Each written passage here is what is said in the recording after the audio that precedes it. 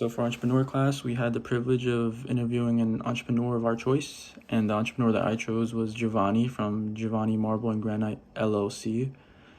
Um, so the background behind this is that my family and I right now are currently in the process of renovating our house to sell it for maximum profit because we're thinking of moving to New Rochelle from the Bronx, and renovation is a big part of real estate, and I'm also working on my real estate license.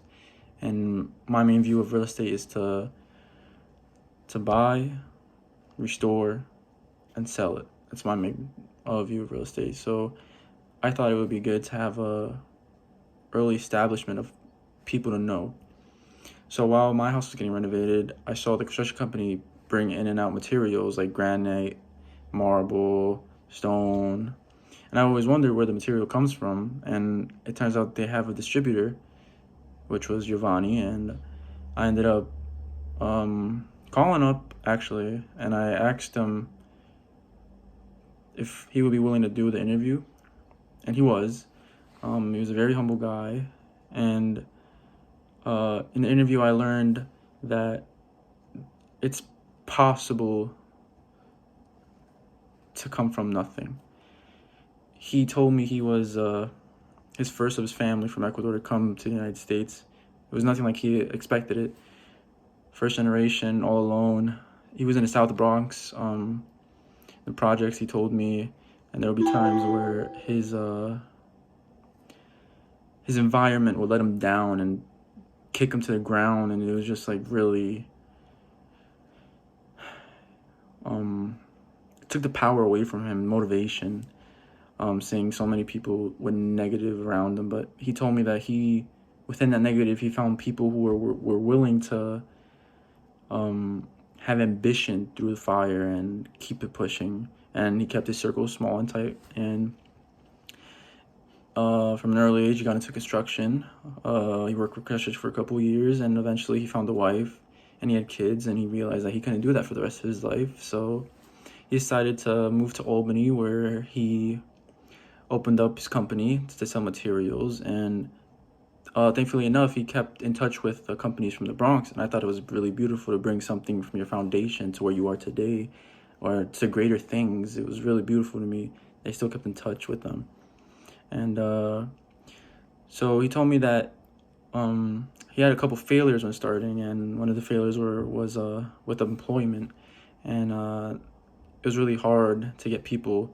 So for the first month and a half, he had been working on his own at that point, basically on his own, him and his wife, and it was really difficult, he told me. And then after that, eventually got employees, and eventually got easier. But there's definitely been times where he told me that he's thought about dropping it and selling the company early on, but something told him to keep pushing. Something almost like his pride, like where he came from, just whispered in the back of his ear, like, you got this, you could keep it going.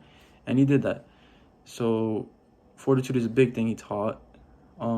He told me that even when your worst scenario is going to be better days, there's going to be better days in the future as long as you don't let the bad days define who you are.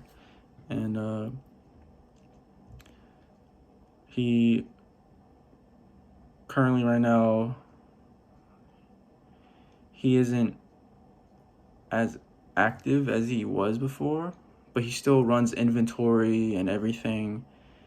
And that's the beauty of owning a business. He told me that although he's not at his top physical shape as he was, he could still be part of something. And the cool part about that is that he told me he was trying to branch out his company because he's a very old school guy. And he wanted to make a website for his company, and he realized that I was a computer science major, and we spoke. And he said that he was willing to give me a chance to develop his website and see how he likes it.